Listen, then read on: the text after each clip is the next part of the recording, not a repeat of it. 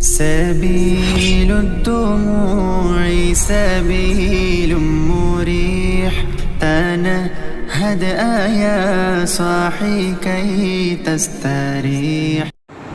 إن الحمد لله نحمده ونستعينه ونستغفره ونعوذ بالله من شرور أنفسنا ومن سيئات أعمالنا.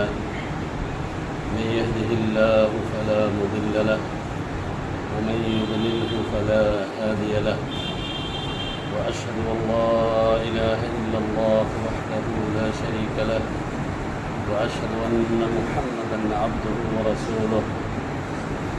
يا أيها الذين آمنوا اتقوا الله حق تقاته ولا تموتن إلا وأنتم مسلمون. يا أيها الناس اتقوا ربكم الذي خلقكم من نفس واحدة وخلق منها زوجها وبث منهما رجالا كثيرا ونساء، واتقوا الله الذي تساءلون به والأرحام إن الله كان عليكم رقيبا. يا أيها الذين آمنوا اتقوا الله وقولوا قولا سديدا يصلح لكم أعمالكم ويغفر لكم ذنوبكم، ومن يطع الله ورسوله فقد فاز فوزا عظيما. أما بعد، فإن خير الحديث كتاب الله، وخير الهدي هدي محمد صلى الله عليه وسلم، وشر الأمور محدثاتها، وكل محدثة بدعة، وكل بدعة ضلالة، وكل ضلالة في النار. أعوذ بالله من الشيطان الرجيم. بسم الله الرحمن الرحيم. ومن المؤمنين رجال صدقوا ما عاهدوا الله عليه، ومنهم من قضى نحبه ومنهم من ينتظر وما بدلوا تبديلا.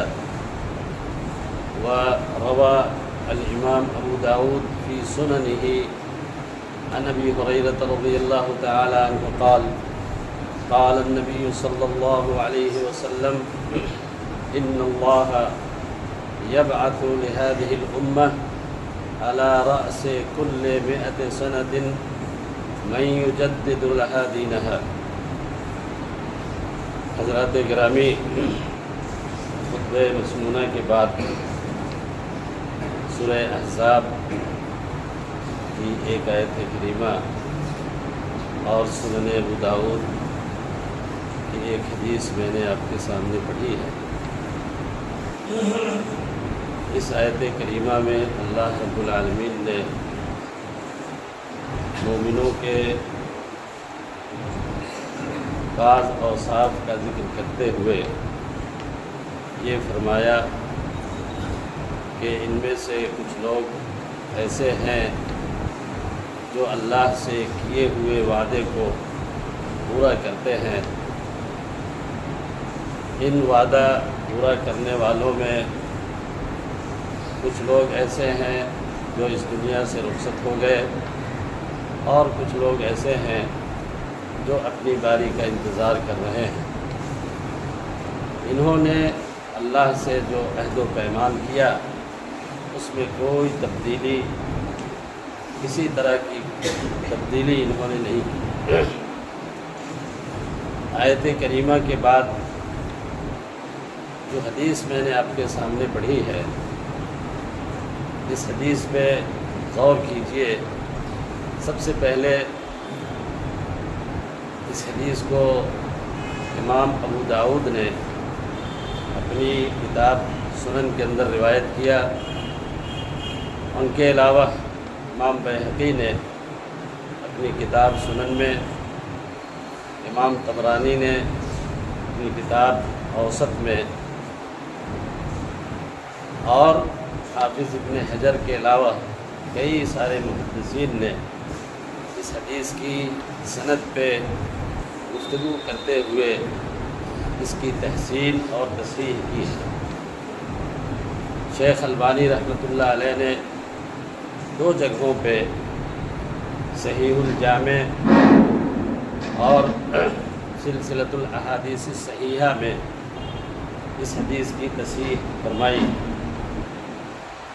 میرے بھائیوں، اس حدیث میں اللہ کے نبی صلی اللہ علیہ وسلم نے یہ فرمایا کہ اللہ رب العالمین اس امت کی خاطر، اس امت کے لیے ہر 100 سال کے اخیر میں ایسے شخص کو پیدا فرماتا ہے، اس دنیا میں بھیجتا ہے جو امت کے لیے دین کی تجدید کا فریضہ انجام دیتے ہیں۔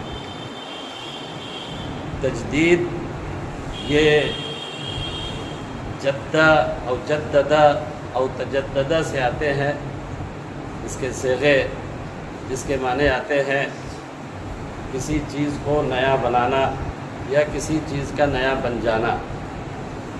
عربی زبان میں یہ لفظ 3 معنی کے لیے استعمال ہوا ہے۔ ایک تو نیا بنانے کے معنی میں، دوسرا سورہ جن میں اللہ رب العالمین نے ارشاد فرمایا کہ وَأَنَّهُ تَعَالَى جَدُّ رَبِّنَا وَاتَّخَذَ صَاحِبَةً وَلَا وَلَدًا۔ یہاں پہ جد جو اسی سے بنا ہے، اس کے معنی عظمت، جلال اور کبریائی کے۔ پتہ یہ چلا کہ تجدید کا ایک معنی اس کی عظمت اور کبریائی کے اندر بھی آتے ہیں۔ تیسرا معنی جادۃ الطریق عربی زبان میں بولا جاتا ہے، جس کے معنی آتے ہیں اوسط الطریق یا الطریق المستقیم، سیدھے راستے کو یا بہتر اور معتدل راستے کو جادہ بولتے ہیں۔ میرے بھائیوں، تجدید کے معنی اس حدیث کے اندر علماء نے یہ بیان کیا کہ العودۃ بالاسلام الی سیرتها او الی سیرته الاولی، یہ ہے تجدید کا معنی۔ اس معنی کو امام مناوی کے علاوہ مولانا شمس الحق عظیم آبادی نے اپنی شرح عون المعبود کے اندر اور حافظ ابن حجر اور دوسرے محدثین نے بھی بیان کیا ہے، جس کا مفہوم یہ ہوا کہ تجدید کا مفہوم یہ ہے کہ اسلام کے جو اصول، اسلام کے جو قواعد اور اسلام کے جو احکام پہلے سے موجود ہیں، ان کی تجدید کرنا، اس کے اندر جو عملی کوتاہیاں لوگوں کے اندر پیدا ہو گئی ہیں یا عقائد میں خرابیاں آ گئی ہیں، ان کو صحیح کرنا اور ان کو درست کرنا۔ تجدید کا معنی کئی سارے لوگوں نے یہ سمجھ لیا کہ تجدید کہتے ہیں اسلام کے احکام میں نئی چیزوں کو داخل کرنا، یا اسلام کو سمجھنے کے لیے نئے حلول پیش کرنا اور نئے طریقے سے اسلام کی تعبیر بیان کرنا۔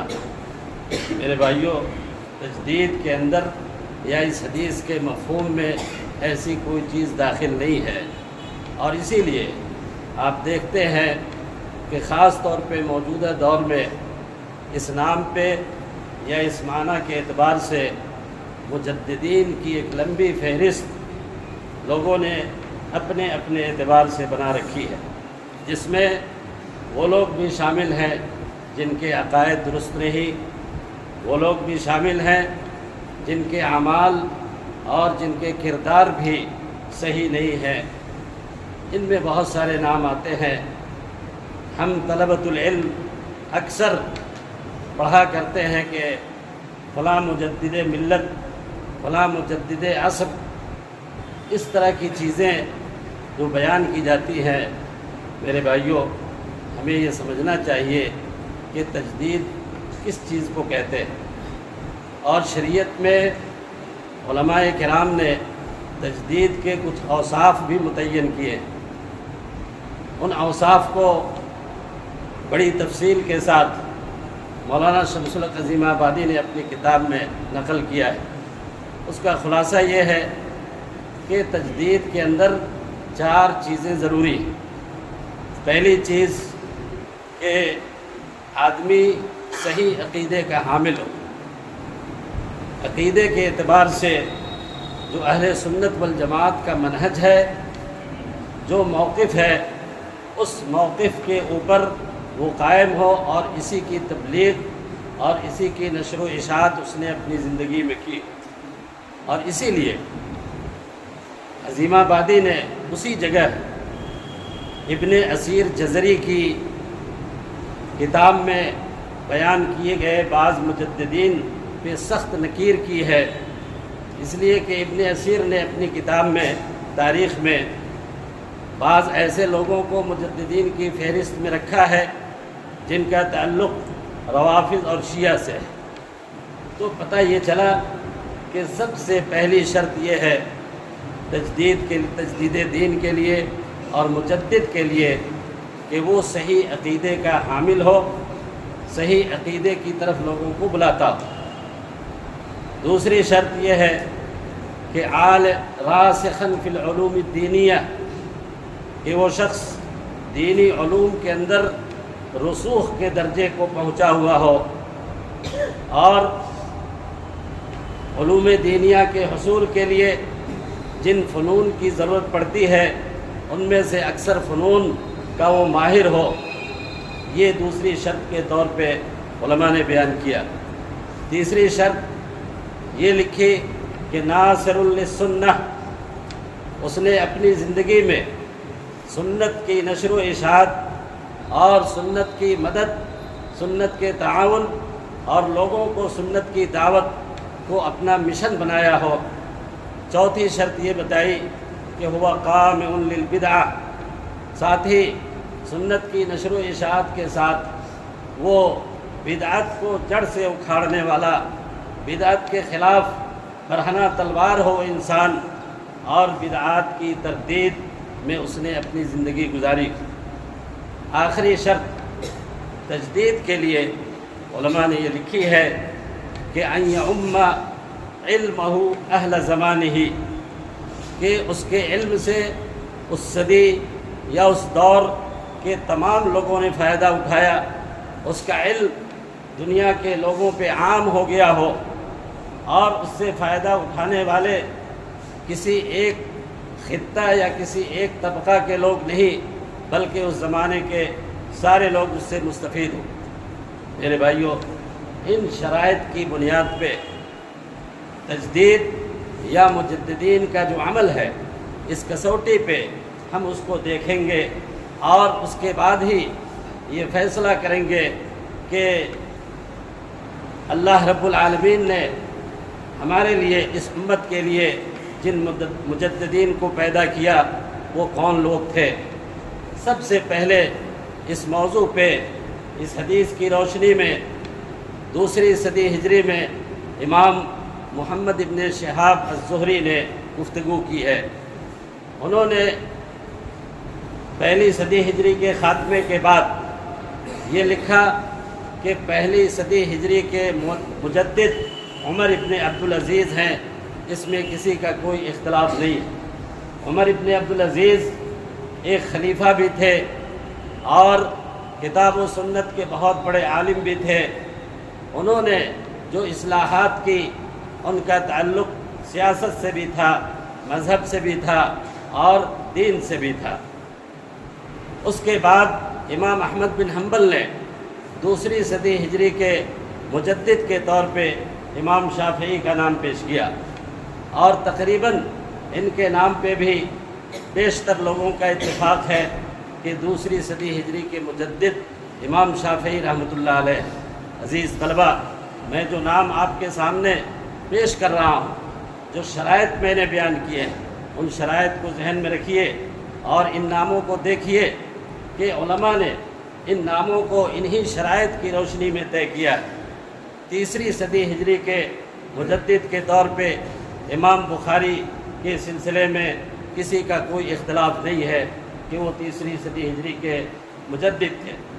चौथी सदी हिजरी में इमाम हाकिम निसापुरी साहिब मुस्तदरक बिल इत्तेफाक या अक्सरियत की राय की बुनियाद पे उनको चौथी सदी हिजरी का मुजद्दिद माना जाता है।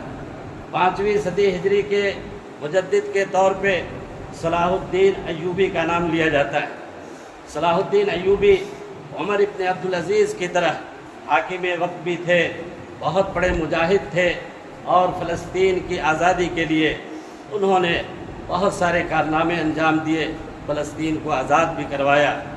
मेरे भाइयों, 6ठी सदी हिजरी के अंदर जिस मुजद्दिद का नाम लिया जाता है 6ठी सदी हिजरी में, वो इमाम नववी रहमतुल्लाह अलैह हैं, जिन्होंने सही मुस्लिम की शरह लिखने के अलावा इल्म हदीस की बड़ी खिदमत अंजाम दी है।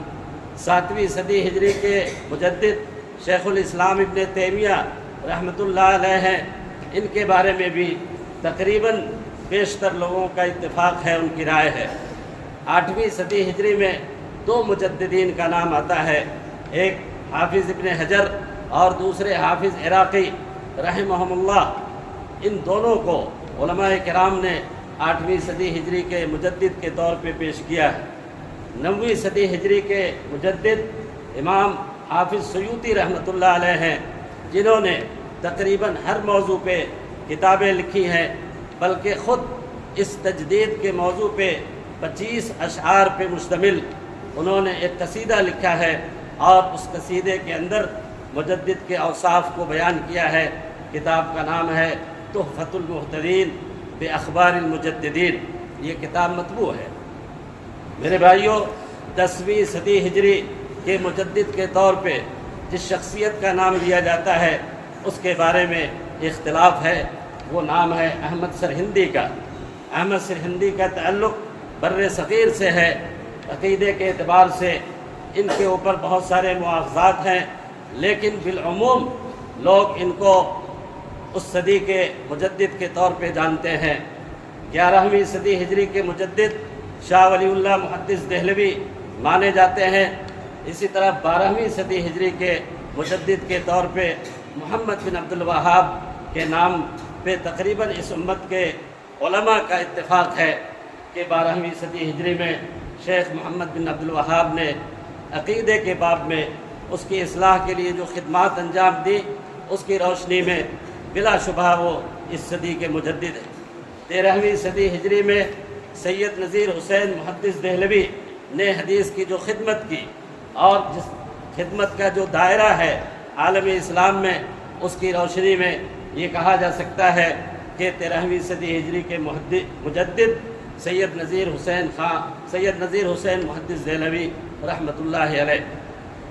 चौथी और आखिरी सदी हिजरी जो अभी गुज़री है, हम लोग 15वीं सदी हिजरी में हैं। मेरे भाइयों, 14वीं सदी हिजरी के मुजद्दिदीन में कई नाम हैं, लेकिन उसमें सबसे बड़ा नाम मोहम्मद नासिरुद्दीन अल्बानी रहमतुल्लाह अलैह का है।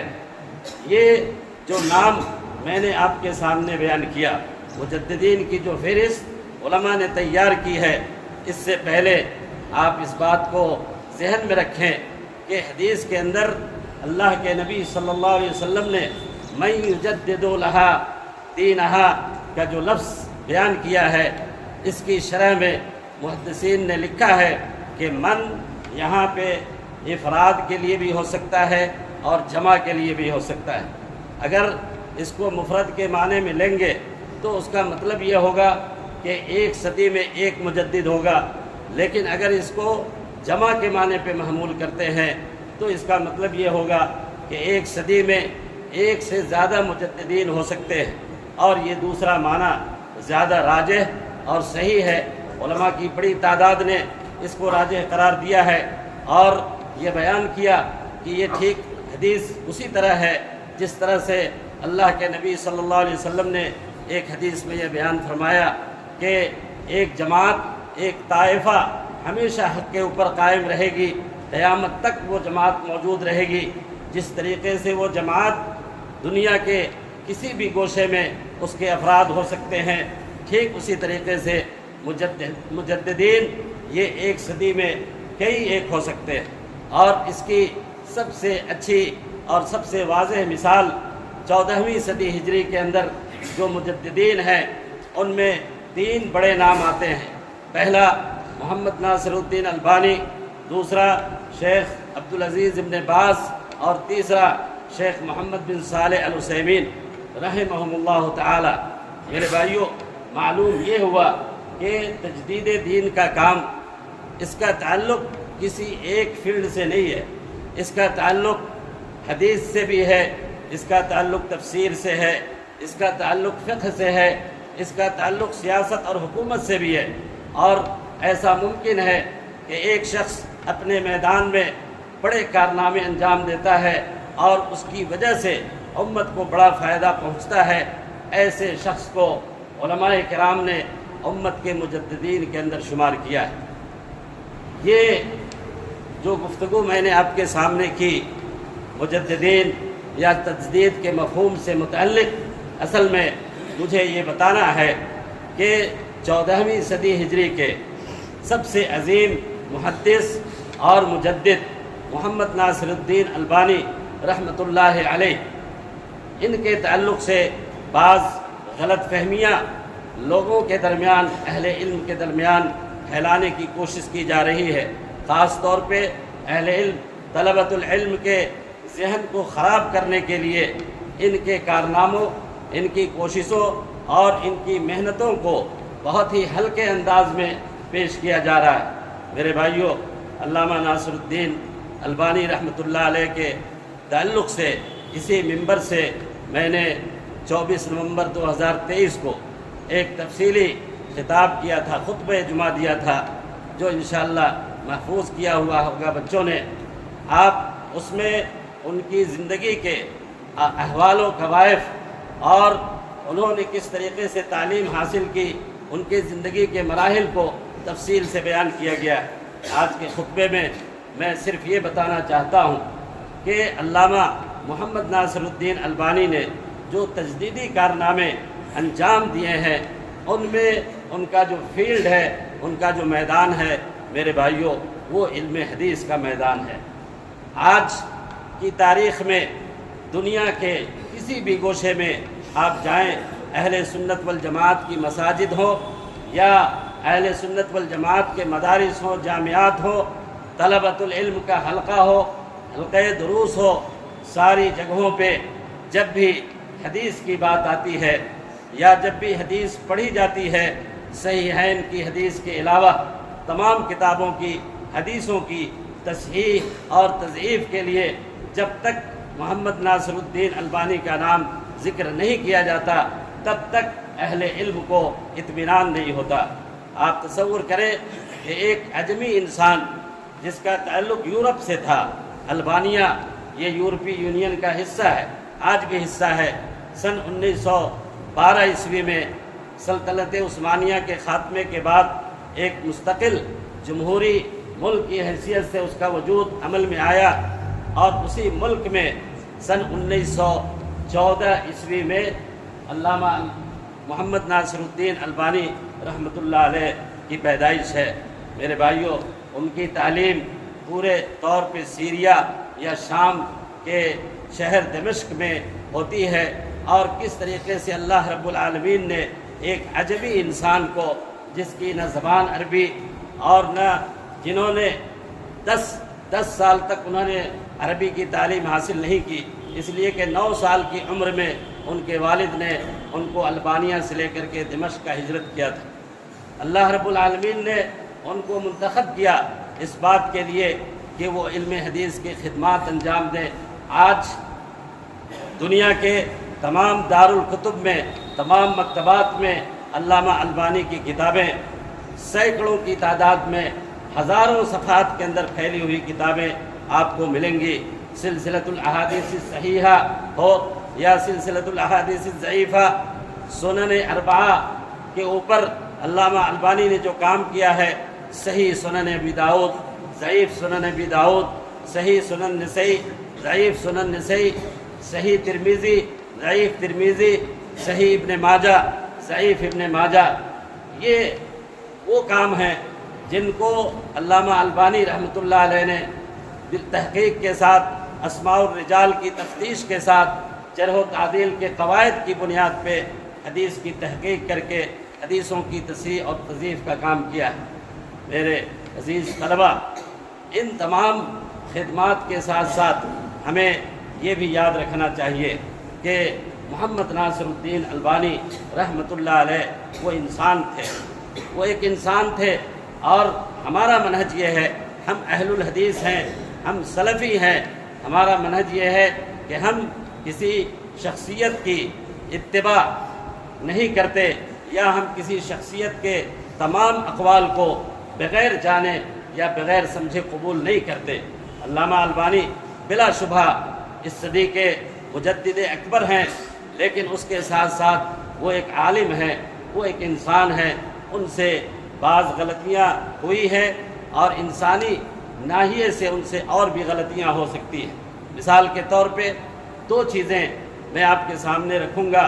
ایک، اعتکاف کے مسئلے میں علامہ البانی کی جو رائے ہے اس سے محدثین نے اور جماعت اہل حدیث کے کبار علماء نے اختلاف کیا ہے۔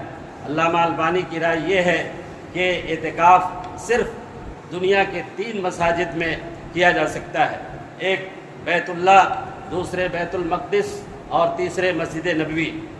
اس مسئلے کی بنیاد جس حدیث پہ ہے، اس حدیث کو علامہ البانی رحمۃ اللہ علیہ نے اپنی کتاب میں نقل کیا، اور اس کے درجات پہ گفتگو کرتے ہوئے اپنے موقف کو ثابت کیا، لیکن علامہ کے اس موقف سے علماء اہل حدیث نے کبھی اتفاق نہیں کیا۔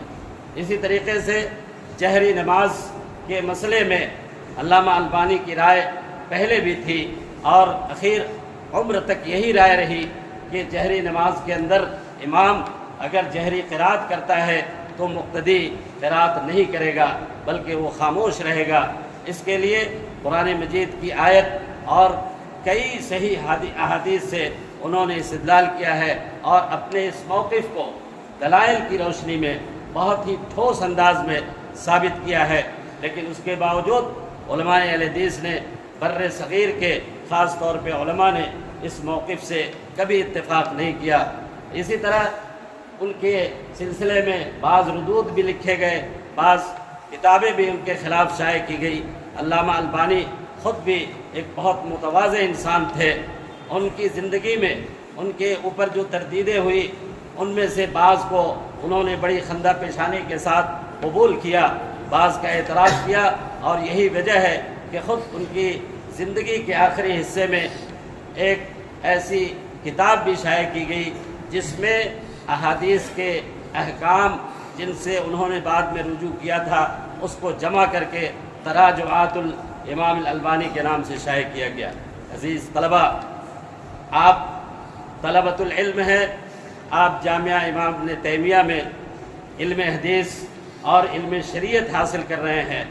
آپ کو ہمیشہ بیدار رہنا چاہیے، بیدار مغز رہنا چاہیے، اور اس طرح کی جو چیزیں علماء حق کے خلاف پھیلانے کی کوشش کی جا رہی ہے اس سلسلے میں پوری آگاہی رکھنی چاہیے، پوری معلومات رکھنی چاہیے۔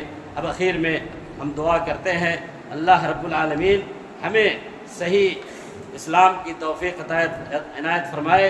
اللہ تعالی شیخ الاسلام محمد ناصر الدین البانی رحمۃ اللہ علیہ کی لغزشوں کو معاف فرمائے۔ اللہ تعالیٰ انہیں جنت الفردوس میں اعلیٰ مقام عطا فرمائے۔ وصلی اللہ تعالی علی نبینا محمد وعلی آلہ وصحبہ وسلم۔